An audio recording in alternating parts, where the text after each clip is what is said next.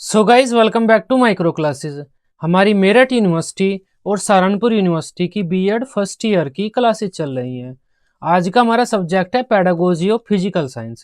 आज से हम अपनी कुछ भौतिक विज्ञान की या फिर विज्ञान शिक्षण की शिक्षण विधियों की बात करने वाले हैं। आपके पेपर में क्वेश्चन ऐसे आ सकता है कि भौतिक विज्ञान की प्रमुख शिक्षण विधियों की व्याख्या कीजिए, लॉन्ग क्वेश्चन में आ सकता है। या फिर ऐसे भी आ सकता है, भौतिक विज्ञान की इन 3 शिक्षण विधियों की व्याख्या कीजिए। उन 3 के आपको नाम दिए जा सकते हैं पेपर में, लॉन्ग क्वेश्चन में आता है मोस्टली। तो हम भौतिक विज्ञान शिक्षण की कुछ प्रमुख शिक्षण विधियों की बात करेंगे। आज हम व्याख्यान विधि की बात करने वाले हैं, लेक्चर मेथड की। तो व्याख्यान विधि का क्या अर्थ होता है, क्या इसके गुण होते हैं, क्या इसके दोष रहते हैं, वह हम इस वीडियो में कवर करने वाले हैं। तो इंपॉर्टेंट क्वेश्चन होता है ये, थोड़ा ध्यान से पढ़ने से। तब व्याख्यान विधि, जिसे हम भाषण विधि भी कह देते हैं, इसे इंग्लिश में लेक्चर मेथड कहा जाता है।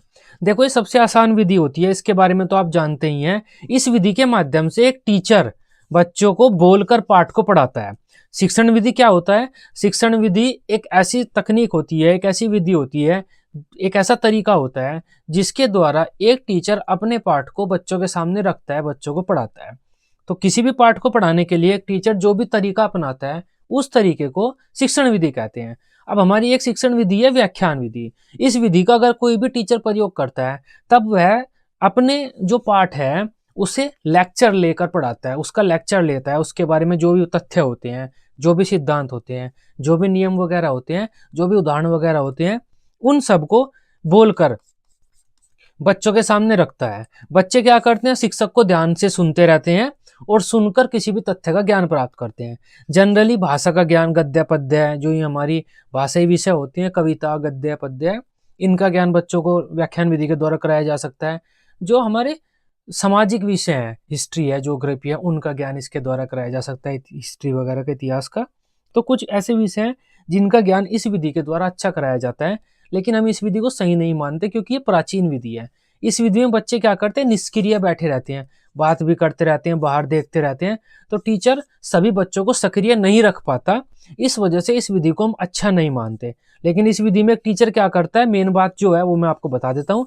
टीचर बोलकर अपने पाठ को बच्चों के सामने रखता है, किसी भी पाठ का भाषण लेता है, भाषण देता है बच्चों के सामने, और बच्चे सुनकर उस पाठ का ज्ञान प्राप्त करते हैं, उस पाठ के बारे में जानकारी ले लेते हैं। यह इस विधि में होता है।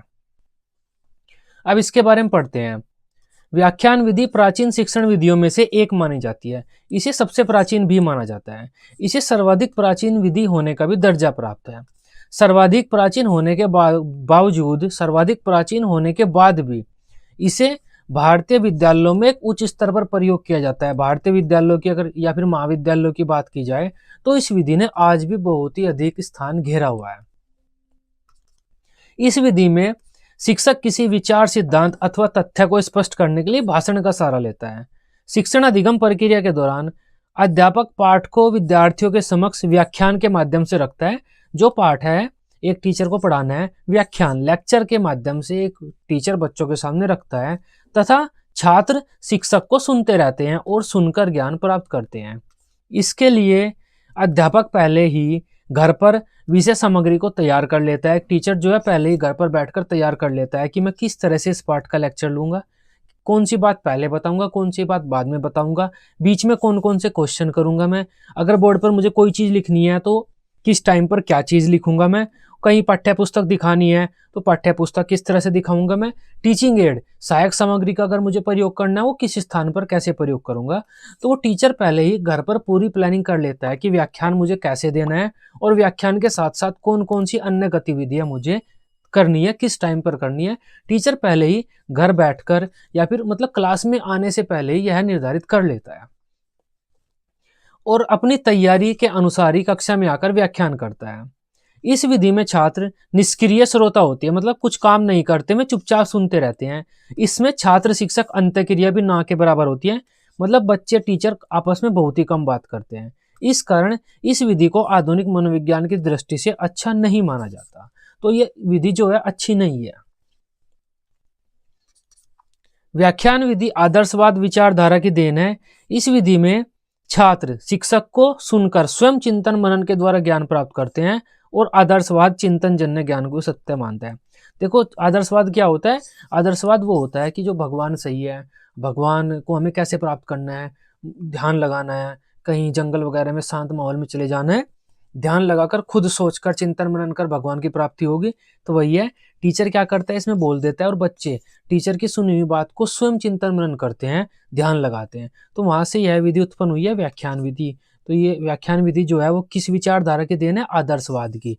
ये यहाँ पर हमारे उसकी बात हो गई, थोड़ा सा फिलोसफी की। अब इसकी एक परिभाषा दे सकते हैं हम। टीएस रिस्क के अनुसार व्याख्यान उन तथ्यों, सिद्धांतों व अन्य संबंधों का स्पष्टीकरण है जिनको शिक्षक चाहता है कि उसको सुनने वाले समझे। तो व्याख्यान क्या है? व्याख्यान उन तथ्यों व सिद्धांतों का स्पष्टीकरण है जिनको एक शिक्षक चाहता है कि जो उन सिद्धांतों को सुन रहे हैं वे समझे। टीचर चाहता है कि उसे सुनने वाले सभी उसकी बात को समझ ले। ये हमारा व्याख्यान विधि की एक परिभाषा हो जाती है टीएस रिस्क के अनुसार। अब इसके गुणों की बात कर लेते हैं। व्याख्यान विधि के काफी गुण हैं। अब देखो, व्याख्यान विधि के काफी गुण हैं, तभी तो व्याख्यान विधि ने आज के टाइम में भी कितना स्थान घेरा हुआ है। ज्यादातर देखेंगे आप, चाहे स्कूल देख लें चाहे कॉलेज देख लें अपना, ज्यादातर जो पढ़ाई होती है स्कूलों में और कॉलेजों में वो व्याख्यान विधि के माध्यम से ही होती है। सबसे पहले इसके गुण की बात कर लेते हैं, मेरिट्स से। व्याख्यान विधि की कौन कौन सी मेरिट्स होती है?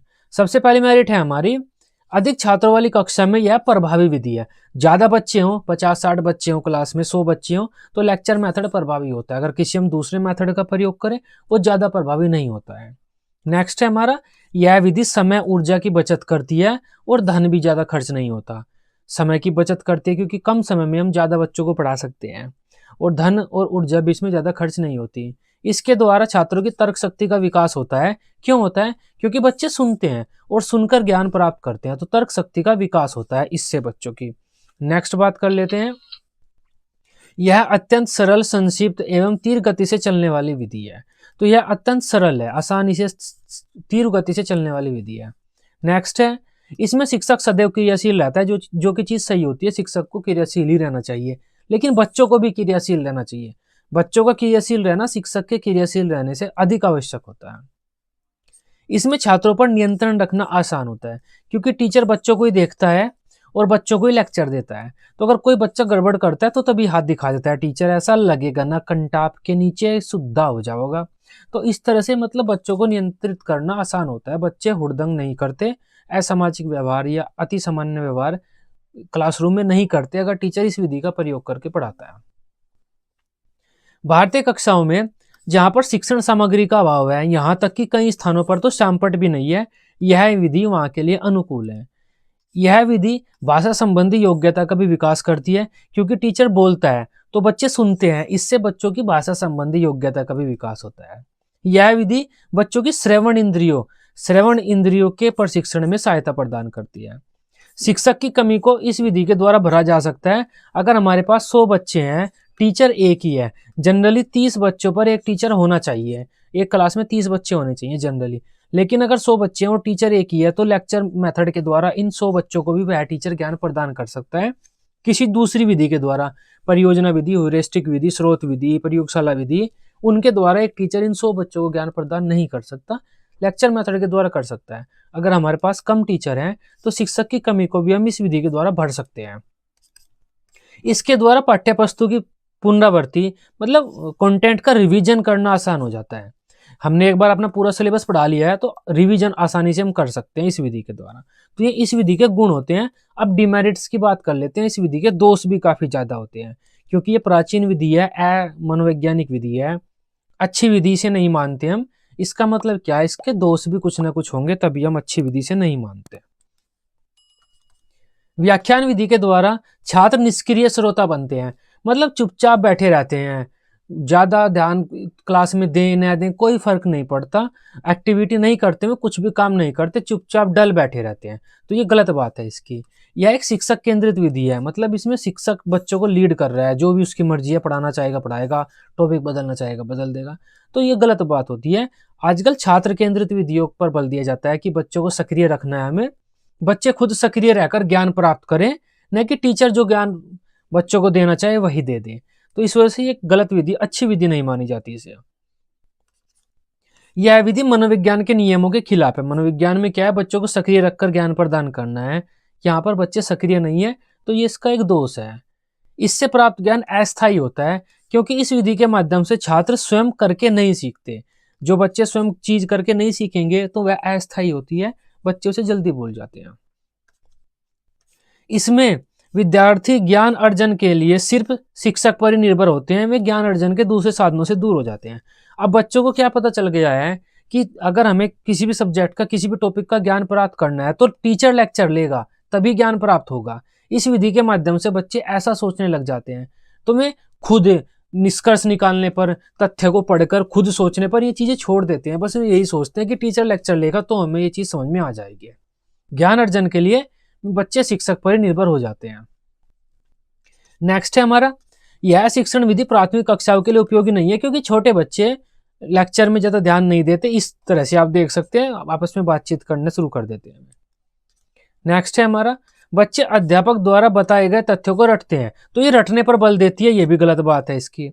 कभी कभी शिक्षक वास्तविक विषय से हट जाते हैं, अनावश्यक बातों को समाहित करते हैं।